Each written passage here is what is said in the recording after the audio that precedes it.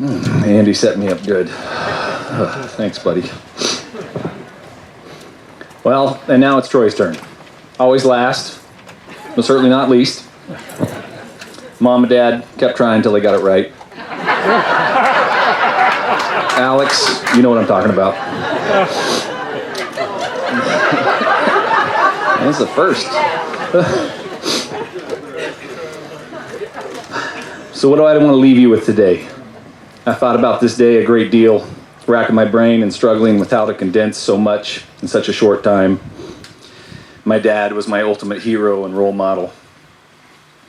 I desperately wanted to be like him growing up, and still do to this day. Strong, tough, confident, funny, a natural leader, respected, incredibly capable. Lots of close friends. Some even thought he was kind of handsome. There are 86 years of stories that support all those things and so much more. This many people coming together on a hot day in a remote part of the county is a testament to who he was and the lives that he touched. Eddie Connor was truly a remarkable man. I don't have time to tell you everything I want to today about how he loved practical jokes, loved to laugh and make people laugh, how he was an artist, how he wrote poetry. That'll surprise a few of you. That he volunteered to go to Korea to fight for freedom. That he boxed in the Army and was undefeated. About how he would always come to the aid of those in need. That he was a foster parent to 2 girls. How he loved being a police officer and fighting for those who couldn't fight for themselves. How he was an incredible marksman, both with pistol and rifle. An extremely accomplished hunter. And that every time he took an animal, he would lay his hand on it, thank it for sacrifice, and he would take painstaking care, not that no part of that animal was wasted. He was so many things to so many people: friend, helper, provider, protector, teacher, mentor. He was all those things to me, but above all, he was my father. How do you define what a father is? There are countless definitions, and every child has their own. I could fill a book with all the things, I could fill a book with how my dad filled this role. But there is one memory that stands out to me, and it will forever define what being a father means to me. We were at one of Andy's mini all-star baseball games. I was young, probably around 7. And bored with watching my older brother performing wonderfully as usual. There was a carnival right next to the ball field, and Dad let me leave the game and go check it out by myself. I only had a little change in my pocket and chose my carnival game carefully. The goal was to toss your coin and have it land on one of those stacked glass dishes and without sliding off. If your coin stayed, then you'd win a prize. With only enough change for a few tries, I concentrated and tried to muster the skill that my older brother was most likely displaying on the field not far away. As luck would have it, and to my great excitement, I was able to land a coin on one of the dishes. I triumphantly called for the attention of the carnival attendant manning the game and pointed out my victorious toss.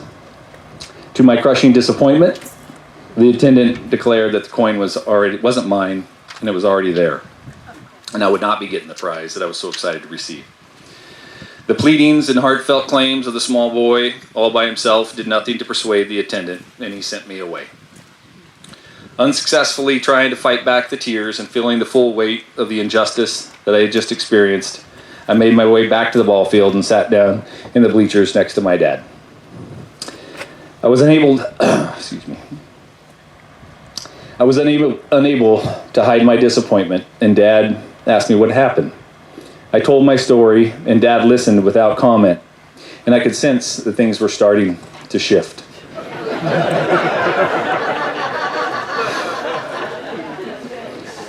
He believed my claims without question, and when he stood and said to follow him, I knew that justice was about to come my way. At 6'4", Dad's strides were long. He was moving with purpose in a straight line directly for that tent I had just been sent away from moments before. I struggled to keep up, breaking into a trot just to keep pace. My spirits were starting to lift as I followed my father. I felt like I was following in the wake of a massive battleship that nothing could stop. Everything parted before us as Dad strode toward his destination. I don't have a clear recollection of the exchange that occurred when that battleship ran ashore on the beach of that attendance game tent. But I do clearly recall the ultimate peace and confidence down to the core of my being that righteous justice was about to happen, and there was no force capable of stopping my father in his task of righting a wrong that was brought upon his youngest son. Needless to say, I walked back to that ballpark with a prize in my hand.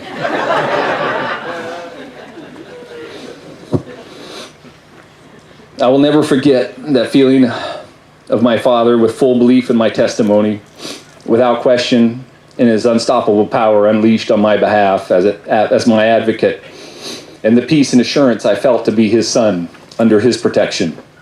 This small event helps to illustrate what being a father means to me, and it is what I've had the privilege of feeling my entire life.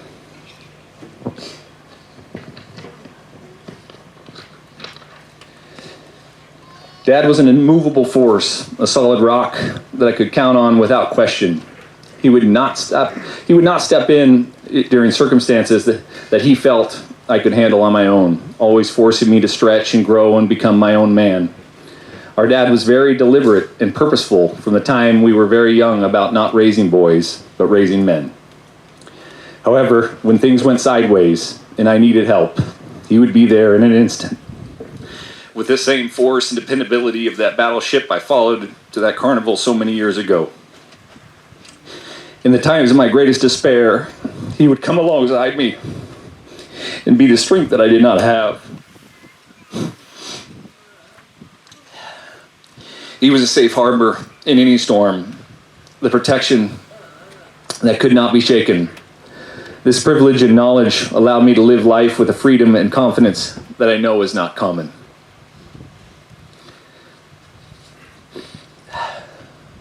Dad was from a different generation. Some call it the greatest generation, and I wouldn't disagree. When men were to protect and provide, and that expectation didn't diminish when the times were tough or circumstances become nearly unbearable. You were expected to bear down, put your shoulder into it, and push through without complaining or expectation or recognition. Eddie Connor was a consummate example of this. He believed to his core that it was his ultimate responsibility to care for and provide for his family, and he'd work tirelessly without complaint or any expectation of recognition or thanks. I believe that this was the driving force in his life, and he demonstrated this time and time again. It is easy to look like a man when you're standing among boys, but it's altogether different to stand out as a man when you're among real men. Eddie Connor was a man among men. In police work, there's something called officer presence. In the academy, they encourage it and try to foster it, but it's something that really can't be taught. It's the ability to step into any room or situation with the ultimate confidence in your abilities, to show no fear, but instead impart fear in those that with ill intent or want to do harm to you or others. To command attention without raising your voice, to instantly be the one in charge without question. To be able to deter bad actions because of the full understanding and belief that you would act immediately and decisively in a way that would make them regret their poor decision. Eddie Connor had this trait in spades, and it didn't go away when he left the Highway Patrol.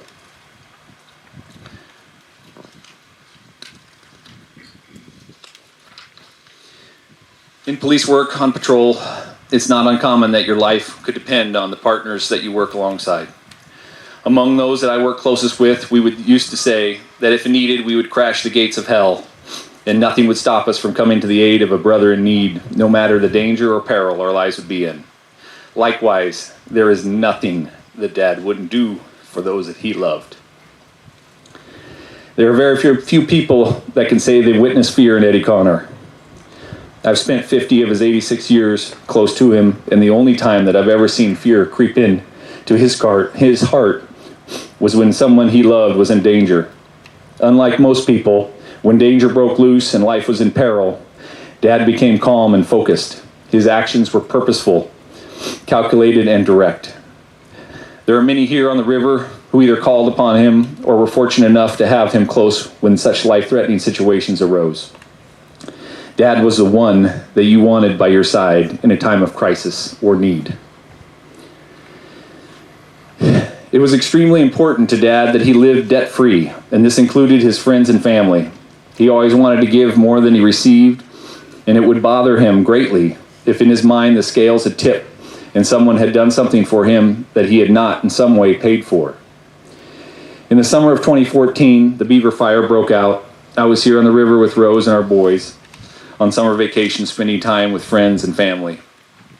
We ended up fighting the fire to help save the property at Beaver Creek, and when that was done, I stayed behind to help Dad clear land and put protections in place around his house in case the fire jumped the river.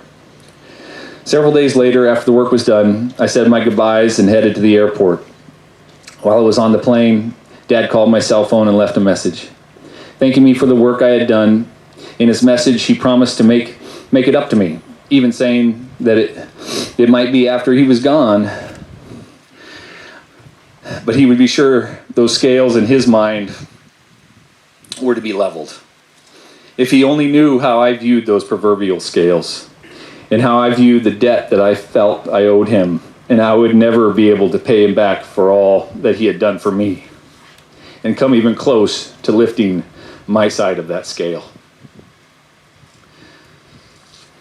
There's a saying in police work, you only really need your gun when you really need your gun. Think about that for a second. It's the same with your faith. You only need your faith when you really need your faith.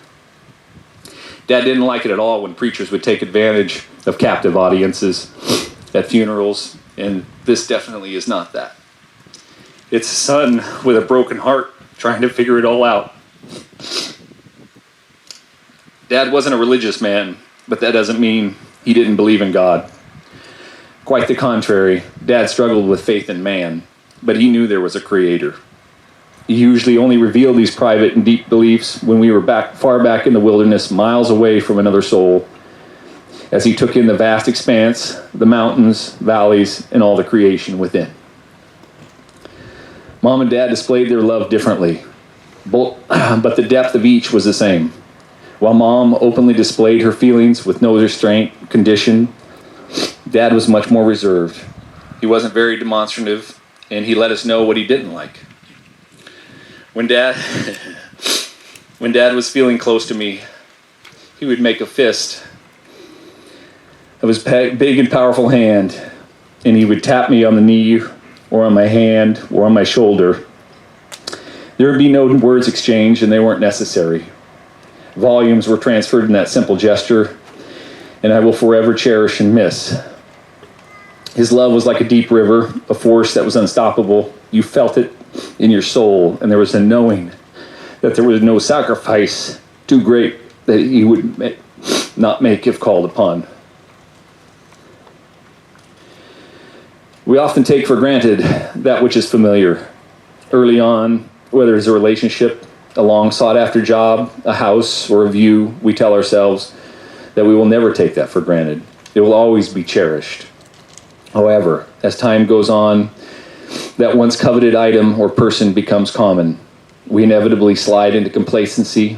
Over the last couple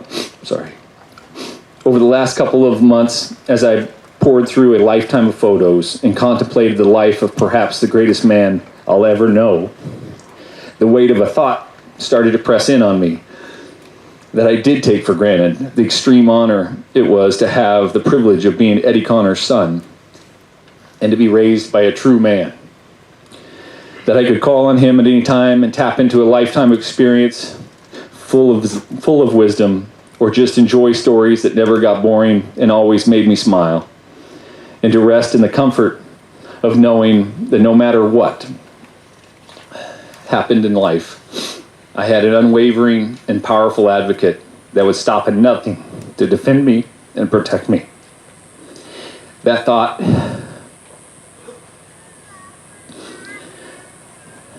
The thought that he loved me as much as I loved him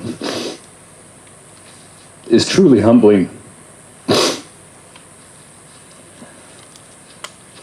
So I'll leave you with this, a toast. If you have a glass, please raise it.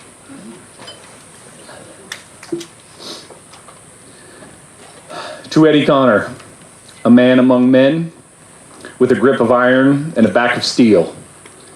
To the man that would never back down from a challenge. To the man that when his word was given, you could rest assured that it would be done. To Eddie Connor, who cared more for others than himself, and there was no sacrifice too great for those that he loved. To the man that by any measure was a true man. To Eddie Connor, my battleship, my father. Here, here.